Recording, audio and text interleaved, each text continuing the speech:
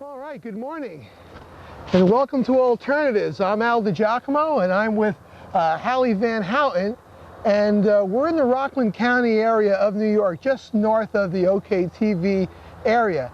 And HALY is going to show us some plants along the roadsides and in the woods that could be helpful. HALY, what do you think we're going to be coming across here in the early fall in Rockland County? Well, I'll tell you, Al, we're going to come across quite a variety of plants, some medicinal, some edible, and some useful in craft applications. I'll show you one after the other slowly as we go along, and we'll get a glimpse of the different types of plants in nature. How long have you been interested in this type of activity, HALY? Well, I'll tell you, Al, I've been going into the woods since I was about 10 years old, and I've slowly learned things from both people and books over that period of time. And my knowledge has progressed slowly over the years. Great. And I want to just add to the folks at home that we are out in the wild, and it can be very, very harsh. Before anyone was to go out on their own and to ingest anything, we suggest that you follow up at your local library, do as much investigating as you can before you take anything out into the wild, into your own body, just to be on the safe side. Would you agree, HALY? Oh, absolutely, Al. One should always get as much information on a plant as one can. If you by chance can consult, say, a park ranger or someone at a college or whatnot, it wouldn't hurt at all. Great. Well, lead on, HALY, and let's see what we can find. Okay, Al, let's go.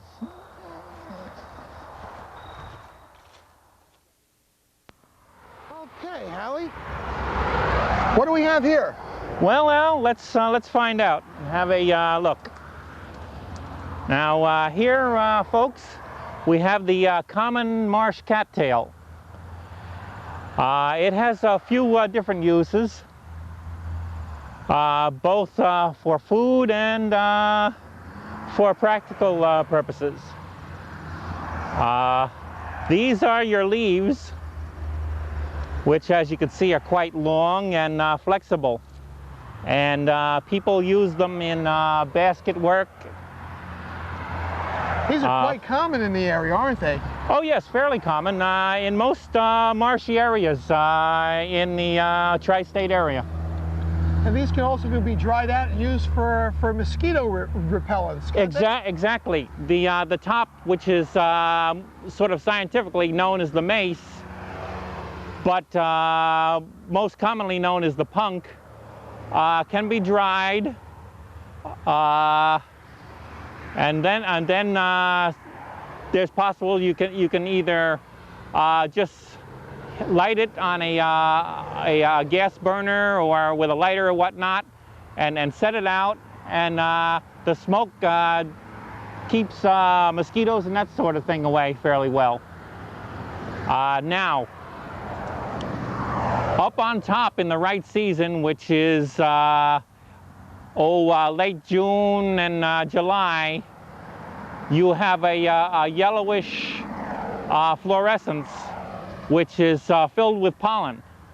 Now you can take that pollen, knock it off, and mix it with pancake batter, and it gives it a rather interesting taste for pancakes. What would the taste be akin to? What would the closest? It's a kind of sort of like faintly honeyish, like, with maybe a little tartness to it. Is there any nutritional value to that, or is it just for taste?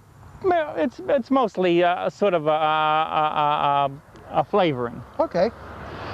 Now, down below, which we really won't be able to see since it's concealed under the mud in the pond, is a root for this, which usually grows anywhere from about like this to somewhere around like this, and maybe about as thick as the end of my cane here, maybe a bit more. In fact, it tends to be connected in in an interweave of roots to the other plants. Would we be able to get a look on one of those? Would it be okay if we were to? We might be able to uproot one, but they're pretty tough characters, and I really haven't brought any tools or anything. But it vaguely resembles a cross between a parsnip and a potato, and it's usually a medium brownish or dark yellowish color. Now, would that be known as like a tuber, sort of like an arrowroot? Yes, it could be called a tuber also. Its use is to be taken out, washed down, peeled off, and it can be boiled like or prepared like other root vegetables like potatoes, carrots, and so forth. Great. And right now, that's our portion right now for the cattails. Great. And we'll move on to another thing. All right, let's go check something else out now. Okay.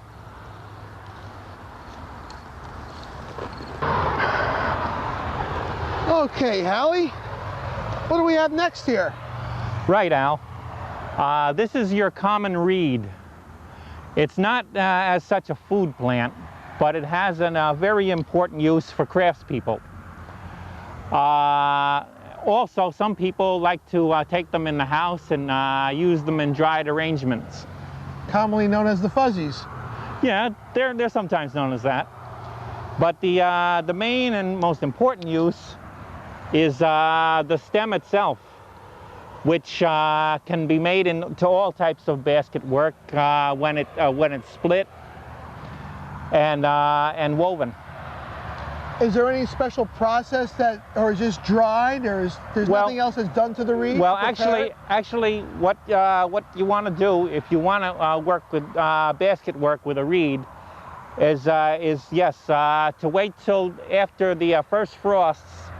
Then the whole reed will turn a light tan color like. Then you come along and cut them off near the bottom, peel off the leaves and remove the top, and set them out to dry for a few days. Then what you'll do is split them down the middle. They're hollow inside like bamboo. And set them in a pot of boiling water and let them soak about 10 to 15 minutes, maybe a bit more. Make them pliable to be workable? And they become very pliable. You can even tie knots in them. How many reeds would it take someone to make a small mat or a basket? Would you need quite a number of these? Well, if you gathered them up, you would probably need an amount about like this, bundled up, which would probably be about in the neighborhood of 40 to maybe 60 reeds. I see. Fortunately, the reed is a very common plant, and once it turns dark, the upper part of the turns tan rather. The upper part of the plant has died, and all it's going to do is eventually be beaten down by weather and snow and decay. So you're not harming the plant, you're just removing the old stalks, and the new growth will come up in spring. Wonderful. All right. Lead on, Hallie. Okay, we'll move on to the next plant.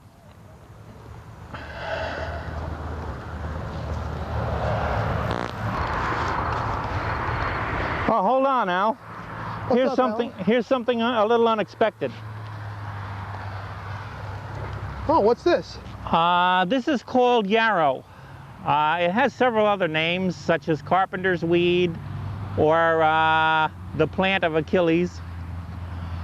It gets the latter name because legendarily, in Greek mythology, the hero Achilles used this plant to heal the wounds of his soldiers at Troy. What characteristics does the yarrow have as far as medicinal? Well, it's very useful as a moderate or minor antiseptic. It helps wounds crust over and Protect themselves? exactly. Okay. And is that used with the top of the plant, or is it that from the leaves? Basically, you can use the whole plant, excepting the root. Okay. And the best, it can be used as is. If you use the leaves, you can crush them fresh and apply them in a sort of pack and fasten them on with a piece of gauze or So cloth or whatever. Could be good for a burn, a scrape, an abrasion. Basically, scrapes, minor cuts, burst blisters, that sort of thing. Wonderful.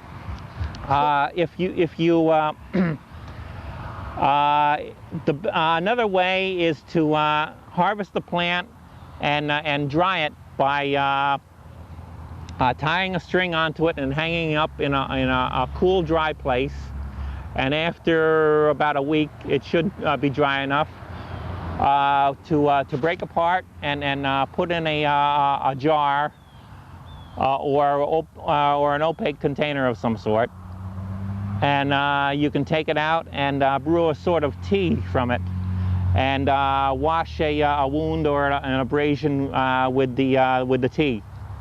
And this is very helpful. Very good. Very good to know. All right. All right. Let us continue. Fine.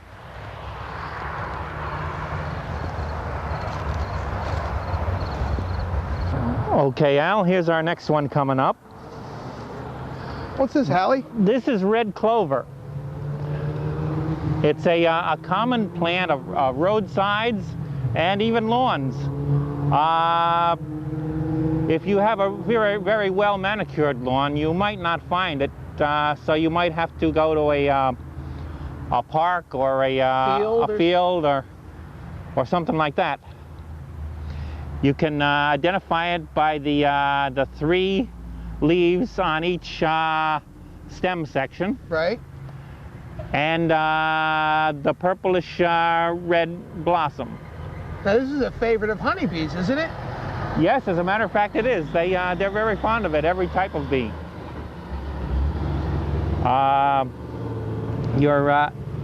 Your main use of this is a medicinal use. In some respects, it's similar to yarrow. Generally, the blossoms tend to be used the most. They have usually to be picked fresh and made into a tea. And the tea is very useful for even wounds that have become infected and so forth, or minor ulcers. You mean a tea? It's a topical tea, or is it an ingesting tea? In this case, it's to be used as a wash. A topical preparation. Exactly. And if you want, you can even say soak a gauze pad with it and apply it and change it about 4 times a day. Again, a very good first aid type of preparation that someone who may be camping or something like that and has an abrasion, and if there is a field there, they could help themselves to heal even before the way home. Exactly. In fact, it has been known to be helpful to reduce minor cases of psoriasis. Great. Okay. Time to move on? Fine. All right.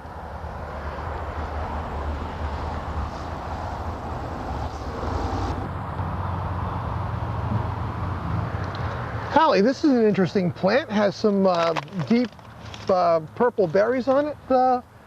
What do we have here? Now this is pokeweed. Now, let me make things perfectly clear. The only useful part of this plant are the berries.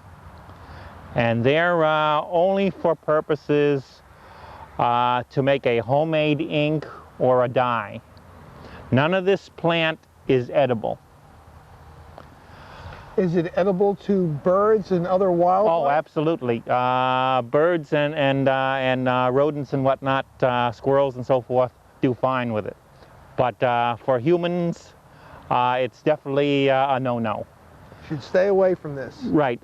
In as far, some of you older folks out there, you might want to try making ink or a cloth dye from the berries if you'd like.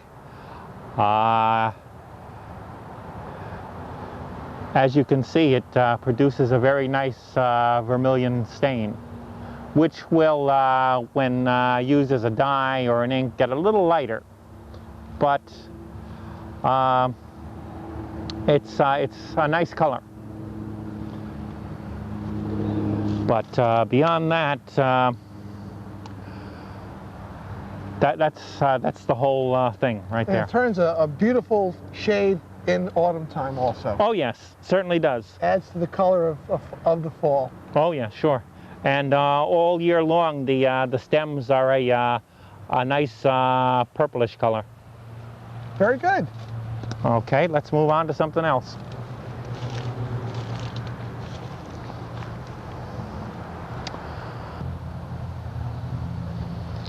What are we looking at now, Hallie? This is wild forget-me-not. You can see it has bright yellow blossoms. Kind of like a buttercup flower almost. Sort of, yes. Or even faintly resembling a snapdragon flower. Yes, yes. What is this used for? This is really a great plant for outdoors people and anyone who happens to come in contact with that rather unpleasant plant, poison ivy. The fresh juice from this plant smeared on a beginning poison ivy rash will often nip the rash in the bud and put an end to it. It's a very useful plant. In fact, the calamine lotion that you can buy in a drugstore, right, has a ingredient very similar to the juice in this plant. So are these the withering vines, or just small leaves, or actually, what is that part of the plant? Actually, this is rather a sort of other vine that has crawled up on yes, on the plant itself. Yes, it has. At this, here we are. Here are the seed pods. Is that yes, one of them? yes. Whoa. See, yeah, there. You see? Look at that. That's why it's called forget-me-not, because when you touch the pods, well, that one's not ready yet, but probably not another one right now. Of course not. We're taping right now. Well, here's one possibly. Let's see if our cameraman Andrew Stewart, who is helping out today, can get a little.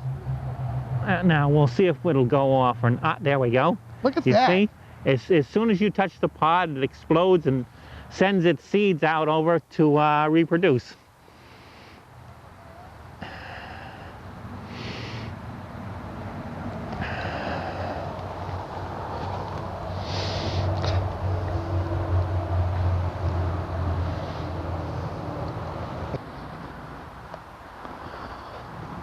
Okay, here we go. Now what we have here, Al, is a wild grapevine. And does this produce grapes, Hallie? Oh yes, absolutely. Naturally, they're not as large as cultivated grapes. They'll be, in the neighborhood of, say, twice the size of a pea. But there won't be any now. Have the birds and animals picked them and basically, yes. Getting ready for winter? And the rest have probably dropped off to seed more vines. And when is this the time for harvesting? Usually around, if the weather conditions are right, usually around mid to late August. And I can also see that, like most other berry plants, they're full of sharp little spines. So anybody who would be foraging should be to beware for the spiny little thorns, huh? Well, actually, Al, I'll have to disabuse you of that. You'll excuse me, but what this actually is a wild rose bush poking out from underneath. Oh, look at that. The vine has like outstripped the rose bush and taken over its place. Is this the product?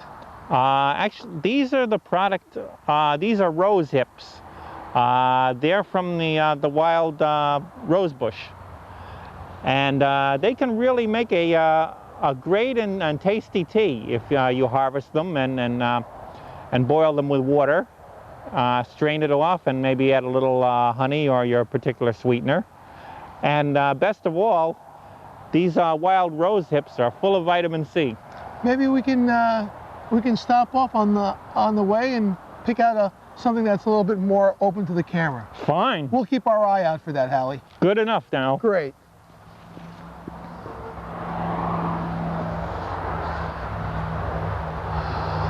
Okay.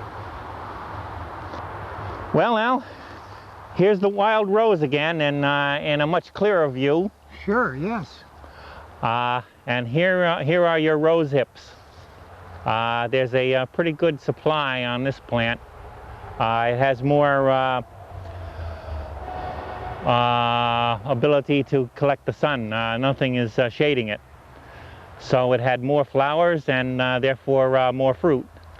Now, have these, I see some are orange and some are still green. Right. Are they beginning to ripen as they change colors? Yes, exactly.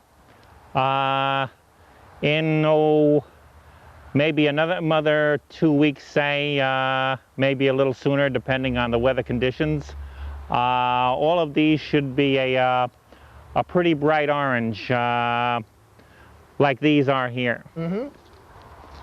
And again, you said you would boil these down and drink it as a tea, and you could get a supply of vitamin C. Oh yes, absolutely. For their size, they have a nice amount of vitamin C in them. Is there any chance if you were to drink too much, would you have any type of adverse reaction? I wouldn't think so. At the most, it might have a diuretic effect. Okay. And diuretic meaning it relieves the body from water? Exactly. Okay. All right. Fine.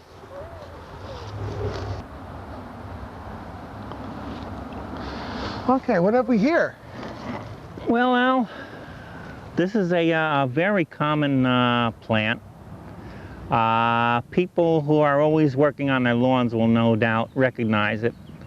It's known as broadleaf plantain. In older times, it was known as Englishman's foot because wherever the English went, it usually sprang up. It is a medicinal plant again, and the leaves can be crushed fresh and placed on an injury, and again a piece of cloth or adhesive tape or whatnot placed over it to hold her on. Now, the seed stalks are even more useful medicinally, as the seeds hold an essential oil that is very useful for bathing injuries. Now, the best way to make use of these is to cut the stalks off, take them home, peel them off the stalks, and drop them in a glass bottle with some extra virgin olive oil. Olive oil. And let them sit on a sunny windowsill for a few weeks with the bottle lightly capped, so a little bit of air escapes. And after maybe in the neighborhood of 2 to 3 months, the seeds will have given off their essential oil, and you'll have a nice dressing for burns, cuts and scrapes.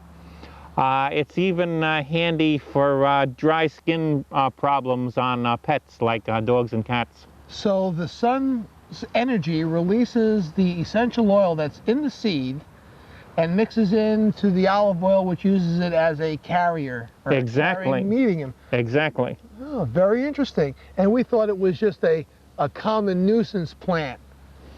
Look at that. Great. Well, let's see what else we can find, Hallie. All right, fine with me. This here is known as greenbrier. It's related to a South American plant that they make sarsaparilla from. And as you say, it has some very formidable thorns on it.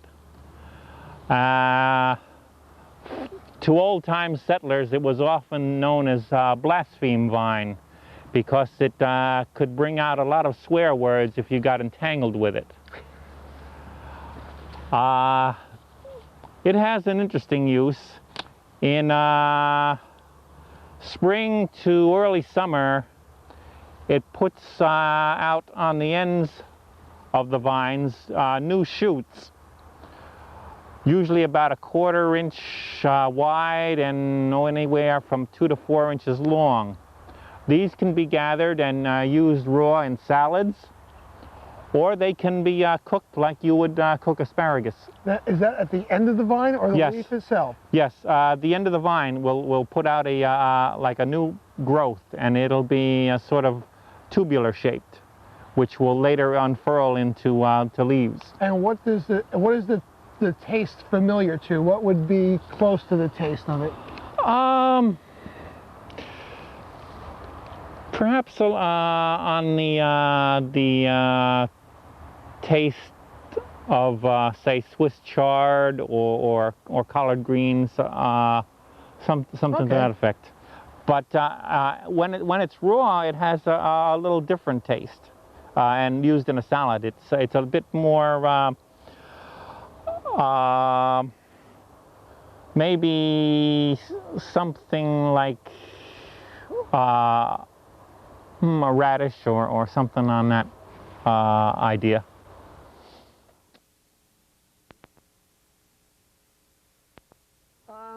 Hallie, is there anything you'd like to finish up the program with? Yes, I'd like to leave a little message for the folks.